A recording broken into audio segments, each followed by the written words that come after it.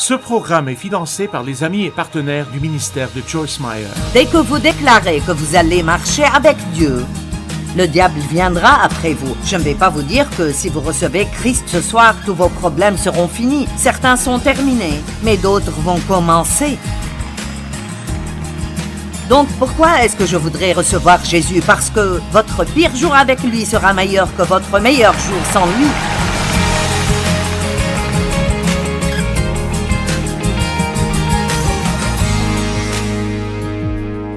Penser comme il faut peut vous activer et penser faussement peut vous arrêter.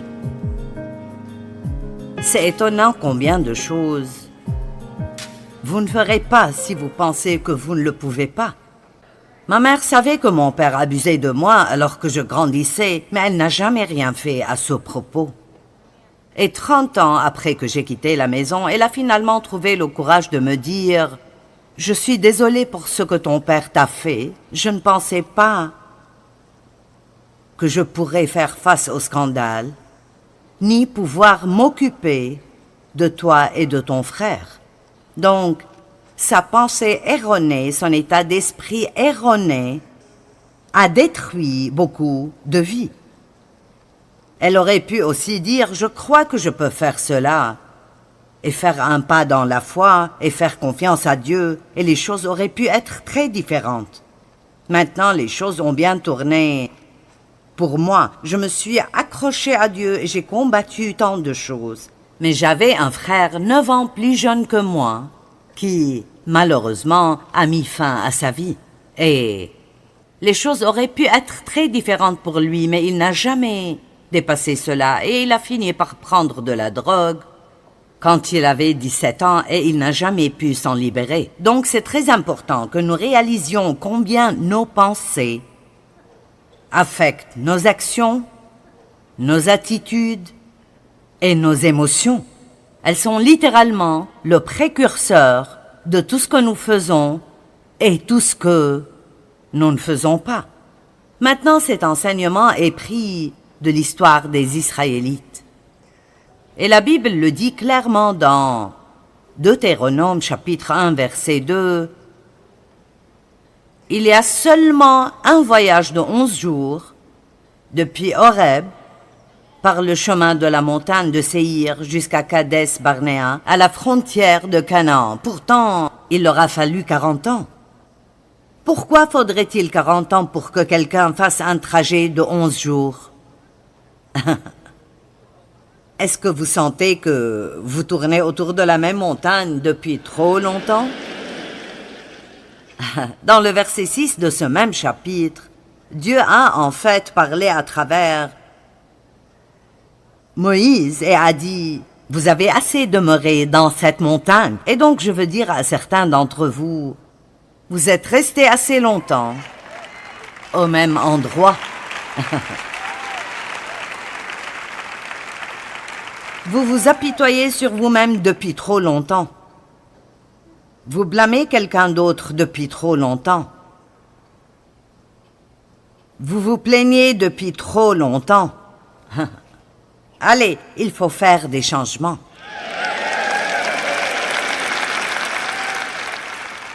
Et écoutez-moi, Dieu ne peut rien changer si nous ne nous changeons pas nous-mêmes. C'est inutile de prier pour que Dieu change tout si vous ou moi ne sommes pas prêts à agir quoi que Dieu nous demande de faire. Donc, j'ai en fait 10 de ces états d'esprit erronés et je vais les transformer en la façon dont vous devriez plutôt penser. Et j'espère que je pourrai parler des 10 avant de quitter d'ici. Mais si je ne le fais pas, nous pouvons toujours finir à la télé.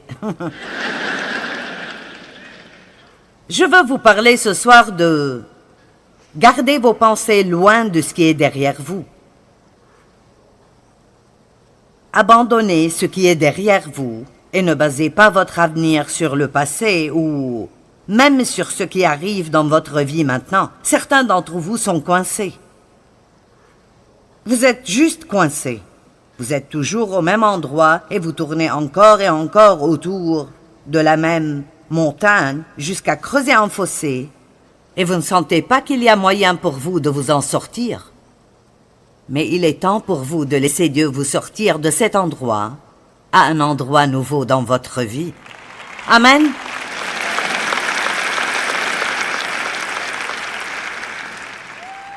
La Bible dit que Dieu a appelé les Israélites hors d'Égypte pour les faire entrer dans la terre promise. Je vous en ai sorti pour vous faire entrer. Dieu vous a sorti de quelque part pour vous faire entrer autre part de meilleur.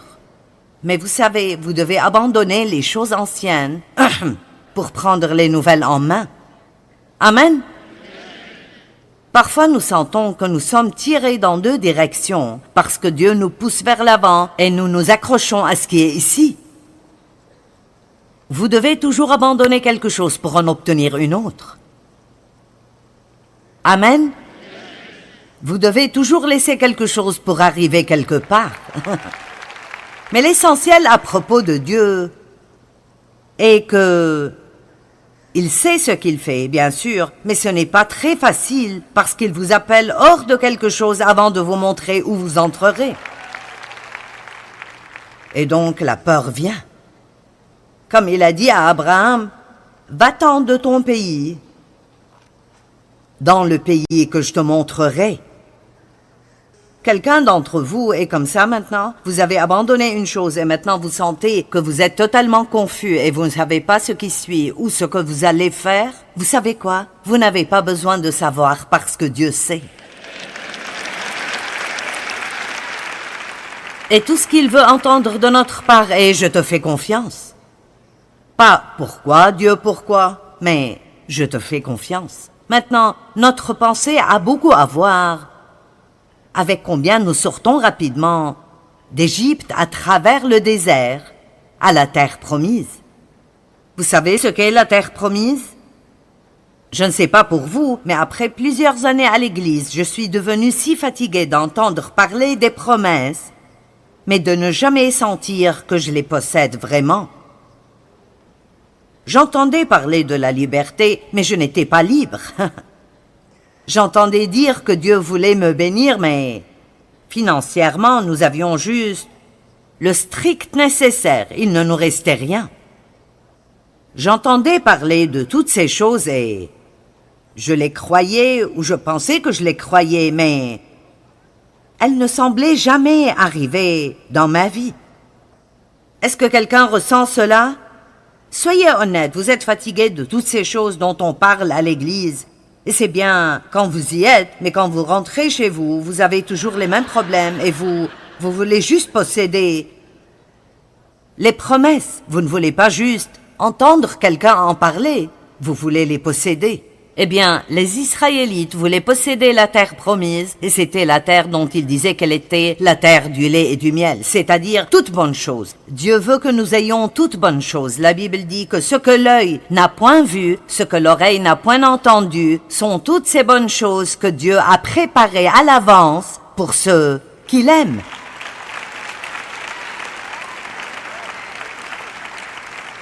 Mais ce qui est intéressant à propos du mot « posséder » que les Israélites ne comprenaient pas, et je ne pense pas que nous le comprenions vraiment, le mot « posséder » veut en fait dire de déposséder les occupants actuels. Donc, en d'autres termes, ils doivent être prêts pour une guerre afin de prendre cette terre que Dieu a promise, parce que les ennemis de Dieu vivaient déjà dans cette terre. Amen. Et donc, la Bible dit que Dieu les a pris par le long chemin difficile à travers le désert plutôt qu'une route qui est beaucoup plus courte, et il l'a fait exprès parce qu'ils n'étaient pas encore prêts pour la guerre. Et vous voyez, ça me tournait dans l'esprit dernièrement, donc je sais que je dois prêcher à ce sujet, pas seulement ce soir, mais je le mentionnerai. Vous savez, beaucoup de chrétiens ne sont pas prêts pour la guerre. Ils sont juste... Parfois, je sens que je suis dans une guerre cosmique entre Satan et Dieu. Et tous les deux essayent de gagner. Et je suis là au milieu et je dois décider qui je dois suivre. Vais-je écouter les mensonges de Satan ou vais-je croire les promesses de Dieu et me tenir ferme et aller avec lui? Vous devez chasser les occupants actuels avant de pouvoir posséder les promesses de Dieu. Et donc Dieu les a pris par le chemin long et difficile parce qu'ils n'étaient pas prêts pour la guerre. Ils savaient qu'ils étaient toujours trop immatures pour vraiment tenir ferme et ne pas être touchés par quoi que ce soit qu'ils allaient voir ou sentir et croire Dieu. Et donc ils ont fini dans le désert, à pleurer, blâmer, se plaindre, gémir et grogner. Et vous verrez quand j'arrive à la partie sur la plainte que les mots « se plaindre » veulent dire « rester ». Hein? Et se plaindre et rester. Louer et s'élever.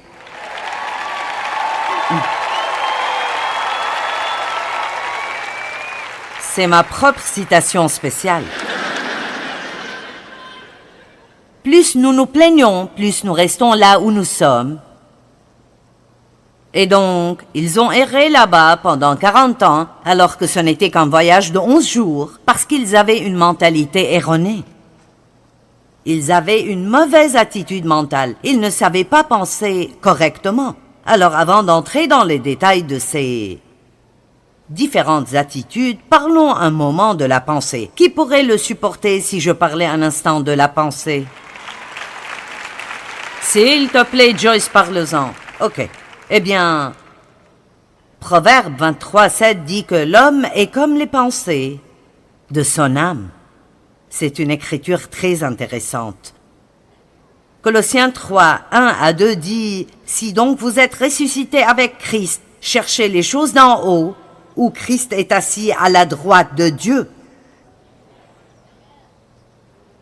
Affectionnez-vous aux choses d'en haut, ce qui signifie les bonnes choses, et non aux choses qui sont sur la terre. » Relisons-le. Affectionnez-vous, et la Bible amplifiée dit « Affectionnez-vous et restez ferme. » Vous voyez? C'est facile de commencer un régime le dimanche après le dîner.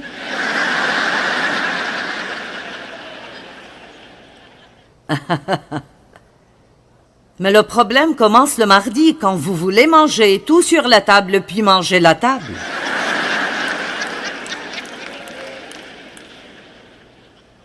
D'accord, je vais vous dire un secret et vous n'aimerez pas cette partie. Si vous voulez avoir une vraie victoire, vous devrez être prêt à avoir un peu de peine.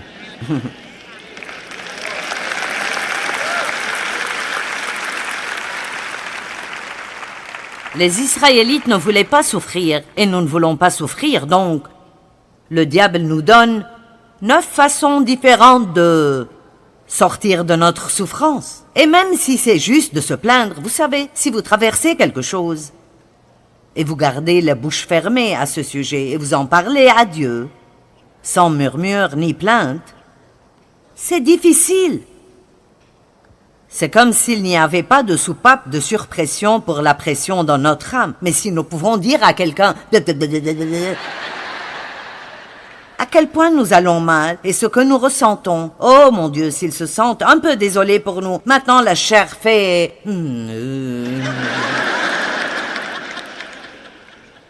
Vous prenez votre dose puis vous tournez une nouvelle fois autour de la même montagne. Si vous êtes d'accord, c'est difficile quand vous êtes blessé de dire « Dieu, je veux juste passer à travers tout ça et en finir. Et donc je vais juste en parler à toi, sans grogner ni me plaindre. » Il y a toutes sortes de souffrances, mais je suis très inquiète parce qu'il me semble, et bien sûr ce n'est pas tout le monde, vous êtes nombreux à être très forts, et vous restez ferme et vous ne reculez pas. Et vous êtes des chrétiens matures, mais nous savons tous que la majorité des chrétiens ne sont pas comme ça. Et je pense que les gens deviennent de plus en plus faibles Et ils ne peuvent tout simplement pas supporter beaucoup avant d'être prêts à abandonner. Et si tu ne le fais pas aujourd'hui, Dieu, alors je me tire d'ici. Je ne peux pas supporter plus. Tout est trop difficile. Nous devons comprendre que vous devez être prêts pour la guerre. Dès que vous déclarez que vous allez marcher avec Dieu, le diable viendra après vous. Je ne vais pas vous dire que si vous recevez Christ ce soir, tous vos problèmes seront finis. Certains sont terminés, mais d'autres vont commencer. Donc pourquoi est-ce que je voudrais recevoir Jésus? Parce que votre pire jour avec lui sera meilleur que votre meilleur jour sans lui.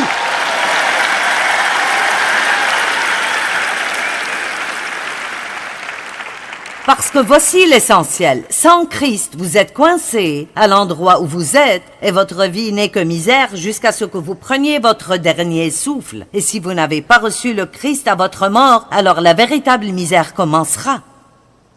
Oui, il y a un endroit appelé l'enfer. Nous n'en parlons pas assez non plus. Je ne peux pas rester là à regarder les gens aller en enfer. Amen.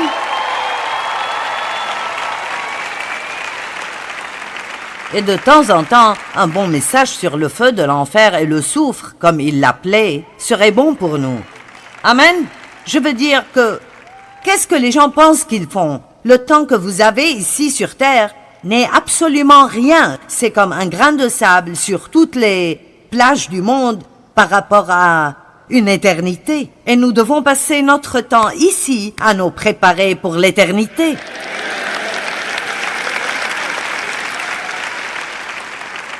Et je vous dirai que, plus que tout, nous devons nous détourner de nous-mêmes, ne plus penser à nous-mêmes, et penser à ce que nous pouvons faire pour quelqu'un d'autre. J'aime la chanson que Nathalie a chantée ce soir.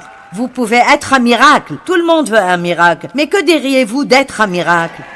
Que diriez-vous d'en être un pour quelqu'un d'autre? Eh oui, si vous faites cela, vous mènerez une vie sacrificielle, mais vous serez si rempli et fécond à l'intérieur.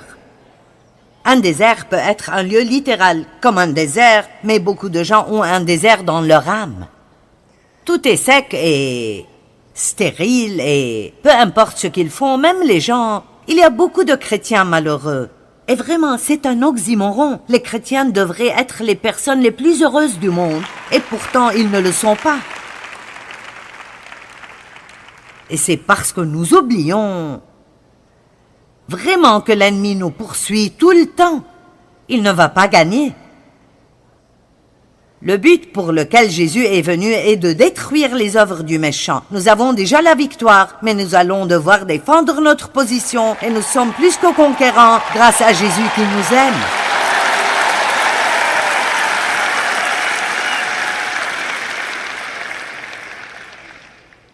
C'est pourquoi nous devons être un peu impertinents avec notre âme et dire « Pourquoi es-tu si abattu, mon âme? Garde le sourire sur ta face et sortez et comptez vos bénédictions et arrêtez de vous plaindre de tout ce qui ne va pas dans votre vie. » Vous dites « Eh bien, Joyce, si tu avais ma vie, tu ne dirais pas ça. » Eh bien, vous ne savez pas à quoi ressemble ma vie.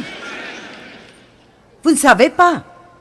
Il y a beaucoup plus que cette petite partie ici, et je vous le dis avec certitude. Et si vous pensez que le diable vous poursuit, vous devez essayer de prêcher ce genre de choses. Alors vous devez vous décider. Je persévère jusqu'à avoir la victoire. Je ne vais pas abandonner, je ne vais pas abandonner. Par la grâce de Dieu, je vais être ce que Dieu veut que je sois, faire ce qu'il veut que je fasse et avoir ce qu'il veut que je possède.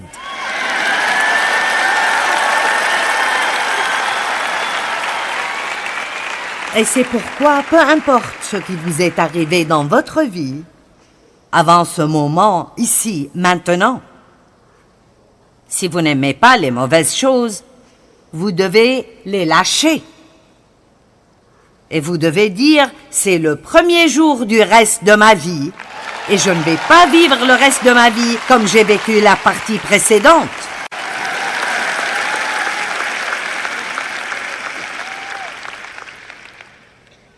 Les mentalités sont une chose intéressante. Nous nous amenons parfois nous-mêmes une mauvaise journée.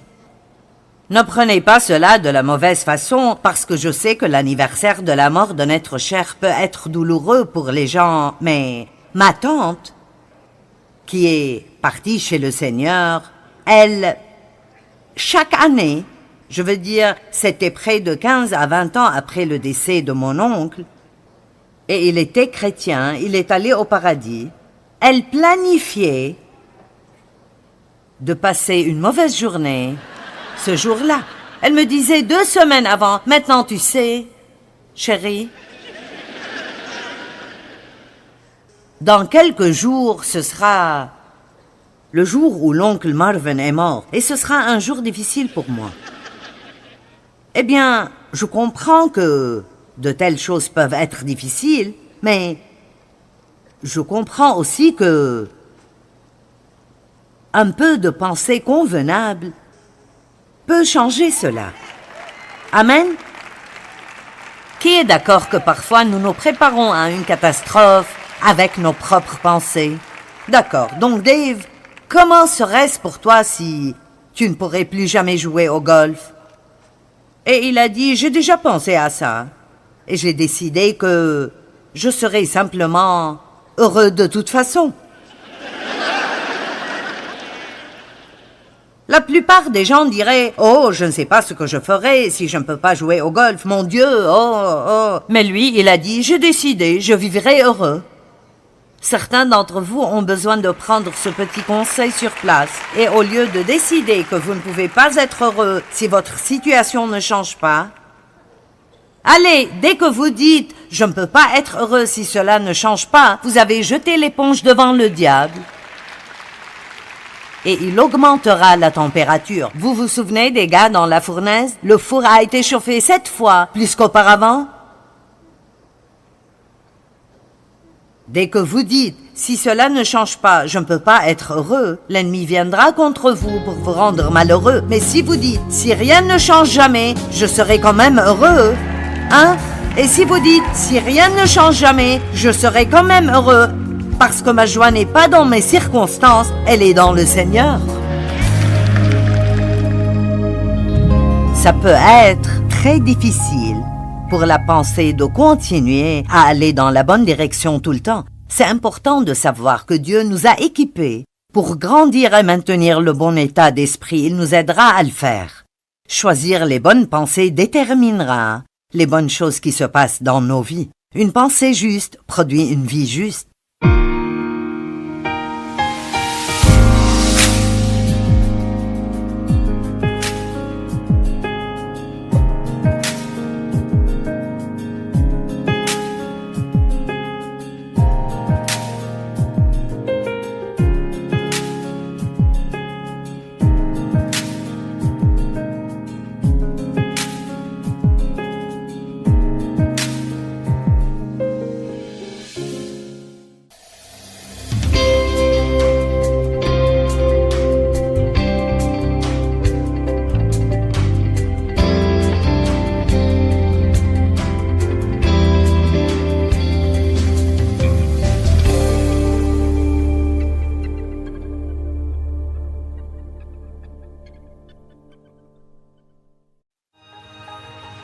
Ce programme est financé par les amis et partenaires du ministère de Joyce Meyer. Vous devez commencer à penser et dire la bonne chose avant que la bonne chose ne vous arrive. Une fois de plus, vous devez être prêt à dire et penser la bonne chose avant que la bonne chose ne commence à vous arriver.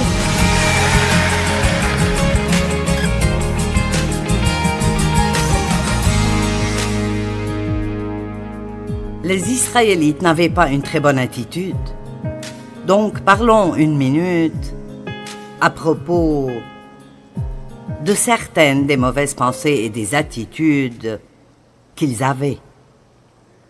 La première dont je veux parler est celle qui dit que mon avenir est basé sur mon passé et mon présent. Mauvaise façon de penser. Mon avenir est basé sur mon passé et mon présent. Les gens ne peuvent pas voir plus loin que là où ils sont. Vous devez pouvoir voir avec les yeux de la foi. Vous devez voir les choses dans votre cœur que vous ne pouvez pas encore voir avec vos yeux naturels. Et vous ne les voyez pas dans vos circonstances, mais vous les voyez dans votre cœur. La Bible dit que Jésus n'a pas jugé d'après ce qu'il voit, ni d'après ce qu'il entend. Ésaïe 11:3. Il n'a pas pris de décision d'après ce qu'il a vu, mais en se basant sur les promesses de Dieu et ce qui était dans son cœur. La bonne façon de penser dit « Je regarderai en avant parce que quelque chose de bien arrivera avec moi. » La mauvaise façon de penser dit « Rien ne changera jamais. Tout sera tout comme ça l'était toujours. » Mais vous pouvez changer cette façon de penser ce soir. Vous n'avez pas besoin d'attendre. Vous pouvez penser ce que vous voulez penser. Vous n'avez pas besoin de penser à tout ce qui vous passe par la tête. C'est pour cela que nous avons ce livre pour nous dire ce qui est bon et ce qui est mauvais. Et donc, quand vous aurez une pensée disant « c'est trop tard pour vous », ce n'est pas une pensée que vous trouverez dans ce livre. Ou la prochaine fois où vous avez la pensée « tu n'es pas bon », tout ce que tu es n'est qu'un désastre, tu ne fais jamais rien comme il faut, eh bien c'est un mensonge. Parce que la Bible dit que vous êtes précieux, vous êtes spéciaux, vous êtes créés à son image. Il a un bon plan pour vous. Allez!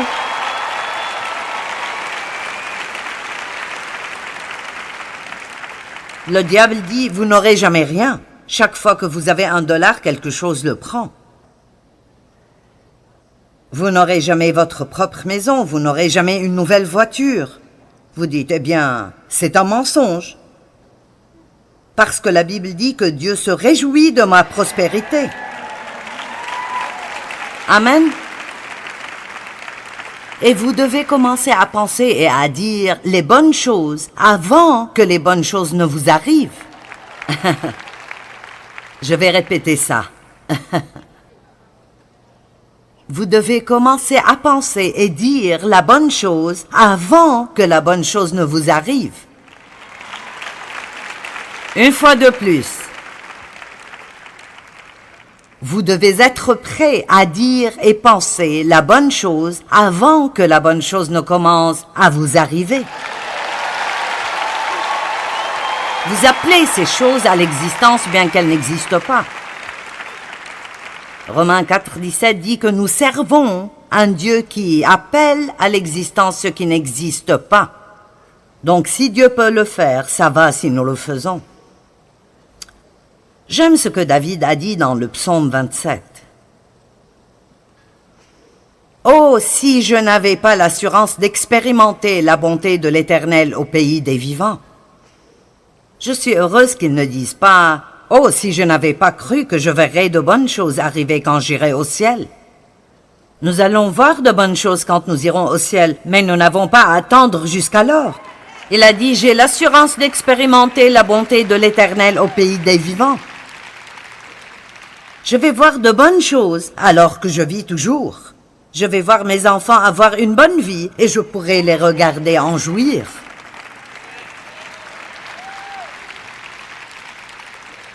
Je vais lire 3 groupes de versets que les Israélites disaient, et ils ont toujours fait cela quand les choses étaient difficiles. C'est pour cela que je dis que nous devons être un peu plus forts. Nous devons être prêts pour les temps difficiles et ne pas nous décourager quand les choses ne vont pas comme nous voudrions qu'elles aillent. J'ai entendu quelqu'un dire qu'aujourd'hui, si un adolescent est insulté par une autre personne à l'école, il pense qu'il est harcelé. Maintenant, il y a du véritable harcèlement qui arrive et c'est mauvais, mais à chaque fois que quelqu'un vous vexe, il y avait des gens à l'école qui ne m'aimaient pas, il y avait des gens qui parlaient de moi. J'ai survécu. Allez!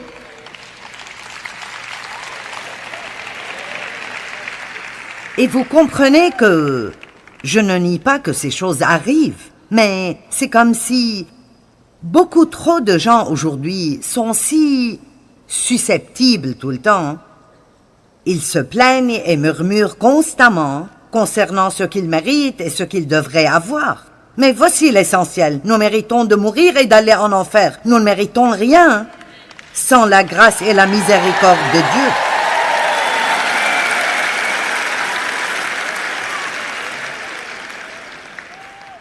Je pense que je devrais dire que je suis vieux jeu. Et je pense que quand vous dites cela, eh bien, vous vous vieillissez, mais...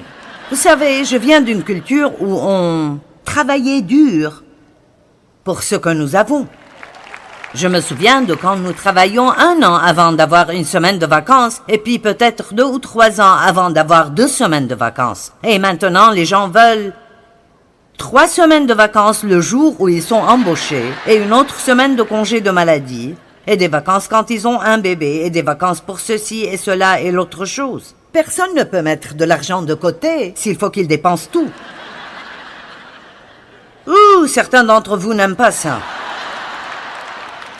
Faites attention, en tant que croyants, nous ne devons pas être pris par cette culture de penser que nous méritons tout et que tout devrait nous être donné et le gouvernement doit faire ceci pour moi et il doit faire cela pour moi. Puis-je vous dire un secret? Pour que le gouvernement vous donne quoi que ce soit, il doit le prendre de quelqu'un d'autre.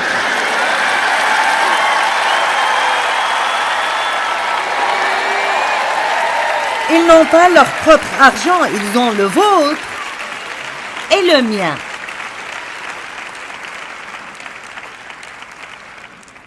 Wouhou!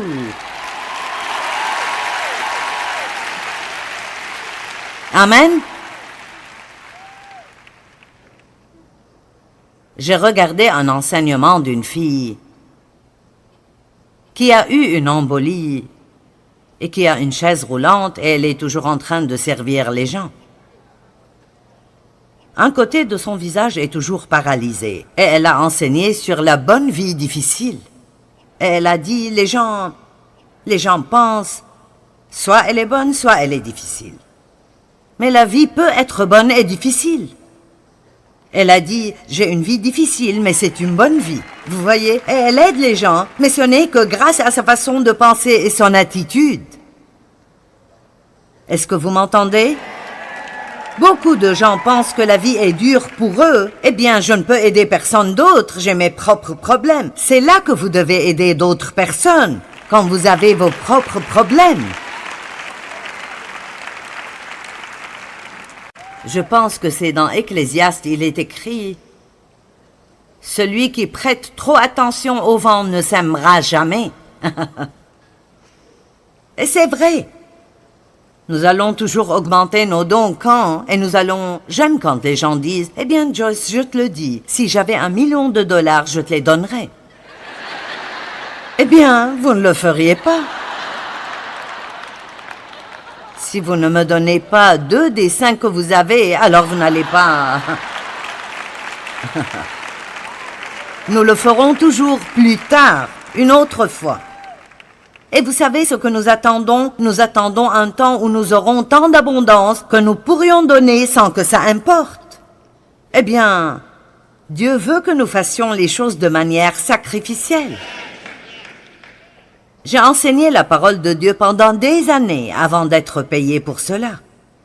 Et j'ai quitté un emploi à temps plein pour faire ce que je fais. Et je gagnais plus d'argent que Dave en ce temps et on me payait toute mon essence et j'étais dans la gestion de la compagnie et Dieu m'a appelé à prêcher la parole et je ne la connaissais pas, je devais l'étudier. Et donc j'ai senti que Dieu voulait que je quitte mon travail. Et quand je l'ai fait, chaque mois, nous avions besoin d'un miracle pour payer nos factures. Il nous manquait $40 à chaque mois pour payer nos factures. Et j'ai pensé que sûrement, comme j'ai fait ce grand sacrifice, quelque chose de merveilleux allait arriver dans nos finances. Sûrement quelque chose allait arriver. Je veux dire, un proche que je ne savais pas que j'avais allait mourir, me laisser un tas d'argent ou quelque chose d'époustouflant allait arriver. Mais pendant 6 ans, je faisais du shopping au brocante. Allez, je peux faire des hamburgers de 1000 façons différentes. Et oh mon Dieu, j'attendais le jour où je pourrais aller acheter la meilleure qualité de viande, ou juste aller au supermarché sans ma calculatrice pour faire mes comptes, pour ne pas dépenser 1 centime de trop. Amen.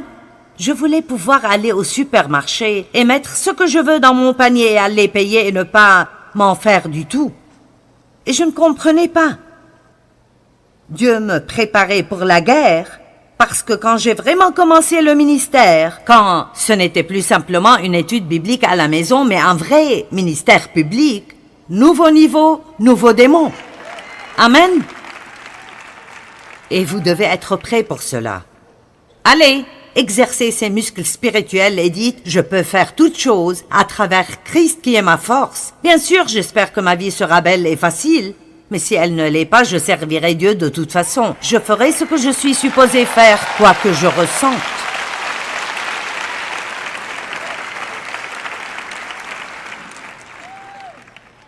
Donc, l'attitude des Israélites. Je n'avance pas beaucoup dans mon sujet, n'est-ce pas?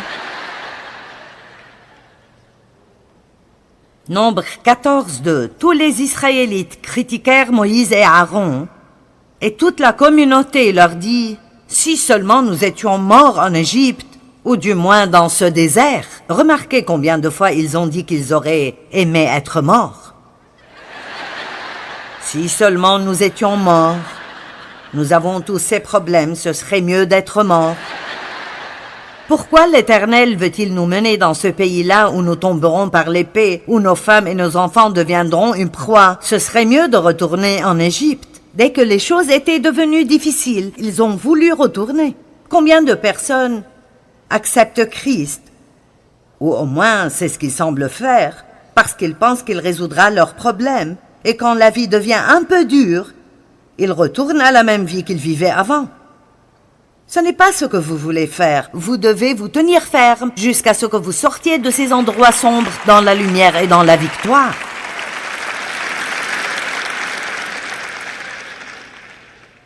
Et ils se dirent l'un à l'autre, « Nommons-nous un chef et retournons en Égypte. » Nombre 20, versets 3 et 4. Ils s'en prirent à Moïse et lui dirent, « Si seulement nous étions morts quand nos compatriotes ont péri devant l'Éternel. Pourquoi avez-vous mené la communauté de l'Éternel dans ce désert pour nous y faire mourir, nous et notre bétail?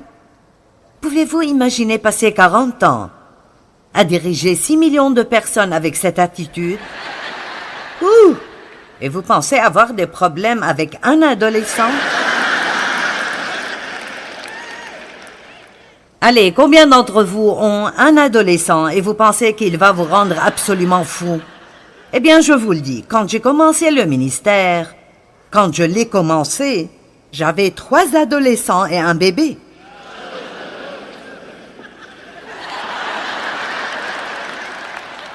Oui, ouh. Maintenant, ce petit bébé que je mettais sur mes genoux partout où j'allais est le directeur de tous nos ministères ici.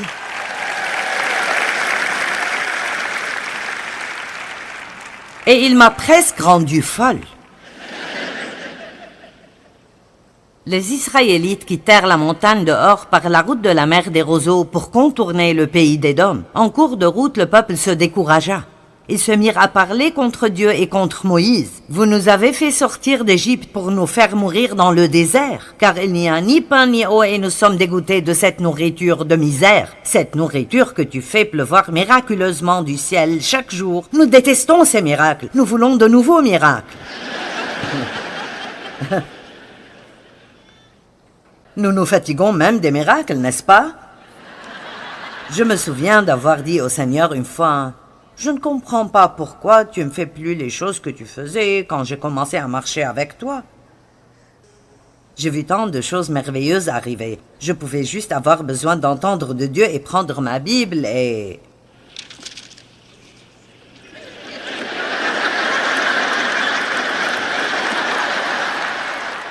Et je recevais les réponses les plus merveilleuses, et même Dave était impressionné de temps en temps. Mais ceci ne dure pas pour toujours. Qu'est-ce qui arrive si vous dites « Dieu, j'ai besoin que tu me montres ce qui ne va pas. » « Malheur à toi, misérable pécheur. » Oh, attendez.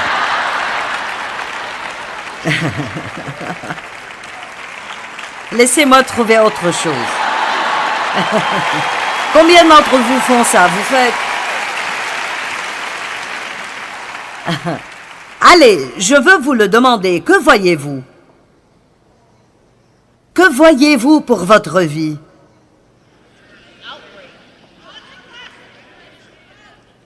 Est-ce que vous voyez de bonnes choses? Pouvez-vous fermer les yeux et voir de bonnes choses? Quand vous vous couchez le soir, pouvez-vous utiliser votre imagination sainte pour vous voir obtenir cette promotion au travail ou obtenir ce meilleur travail ou voir vos adolescents accepter Christ ou quoi que ce soit dont vous avez besoin? Vous savez, Abraham avait un problème avec son neveu Lot. Et tous les deux sont devenus si prospères que il n'y avait plus assez d'herbe pour tout le bétail. Et donc, ceci est dans Genèse 13. Et Abraham connaissait les dangers des disputes. Et donc, il est allé vers Lot et a dit qu'il n'y ait donc pas de dispute entre nous. Choisis la partie de la vallée qui te convient et je prendrai ce qui reste. Maintenant, combien de personnes feraient cela? Parce qu'en fait, il n'était même pas obligé de prendre Lot avec lui quand Dieu l'a envoyé. Et il l'a inclus par la miséricorde. Et maintenant, ils se disputent. Et donc, il dit, écoute, prends la partie que tu veux, je prendrai ce qui reste. Donc, Lot a pris la meilleure partie de la vallée du Jourdain et Abraham a pris ce qui restait. Mais je veux vous montrer ce que Dieu a dit à Abraham dans Genèse 13, 14 à 17. L'Éternel dit à Abraham, après que Lot se fut séparé de lui, « Lève les yeux et regarde depuis l'endroit où tu es, vers le nord, le sud, l'est et l'ouest. Tout le pays que tu vois, je te le donnerai. » Il ne s'inquiétait pas pour ce qu'il avait perdu. Dieu a dit, « Combien peux-tu voir loin ?» Il n'était pas en colère et dans tous ses états parce que Lot a pris la meilleure partie. Il savait que s'il se comportait tout comme Dieu voulait qu'il se comporte, il importait peu ce que quiconque pouvait lui prendre, Dieu lui rendrait toujours plus.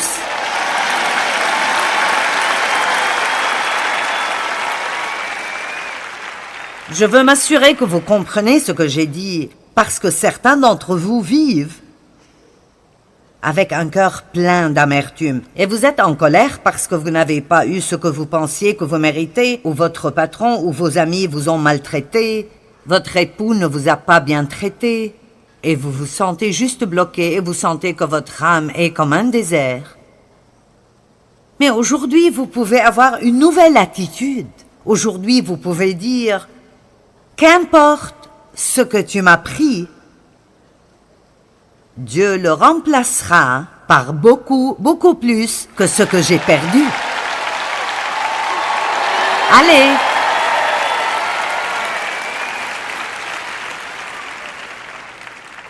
Et puis Dieu vous dira, que pouvez-vous voir? Tout ce que vous voyez, je vous le donne. Car il est écrit, 1 Corinthiens 2, 9, ce que l'œil n'a pas vu et que l'oreille n'a pas entendu, ce que l'esprit humain n'a jamais soupçonné, mais que Dieu tient en réserve pour ceux qui l'aiment. Amen.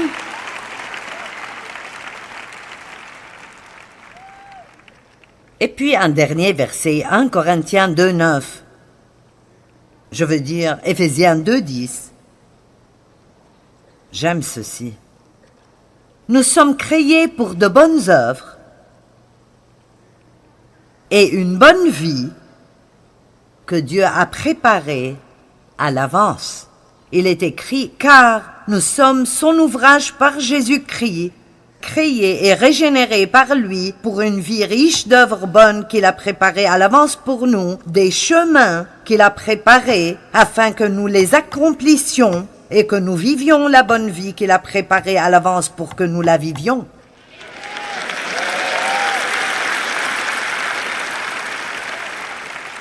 Donc laissez-moi vous dire que quoi que vous aviez, ou quoi que vous ayez maintenant, Dieu a déjà préparé à l'avance une bonne vie pour vous et il a préparé un chemin. Et remarquez bien que nous sommes supposés le suivre. Dieu a préparé toutes choses, mais nous devons marcher. Il nous tient la main et nous marchons. Et parfois, vous devrez marcher dans des endroits difficiles. Parfois, vous devez marcher à travers de la maltraitance. Vous devrez marcher à travers de l'injustice. Et plus ça fait mal, plus vous devrez crier « Dieu est bon !» Et quelque chose de bon arrivera sûrement avec moi dans ma vie. Allez, donnez gloire à Dieu.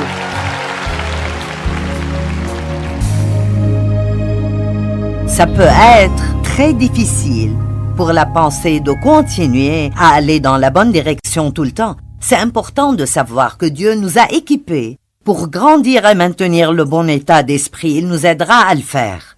Choisir les bonnes pensées déterminera les bonnes choses qui se passent dans nos vies. Une pensée juste produit une vie juste.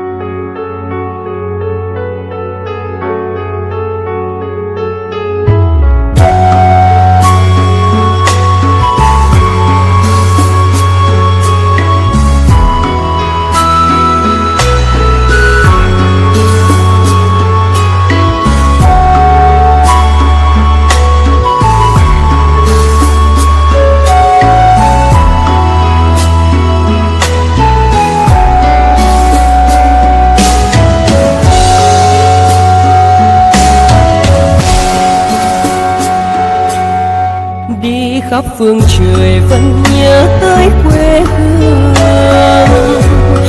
Người về đây thăm làng trù quê mẹ và làng sen quê cha, xúc động bồi hồi người rơi giọt lệ thương mái nhà cháy.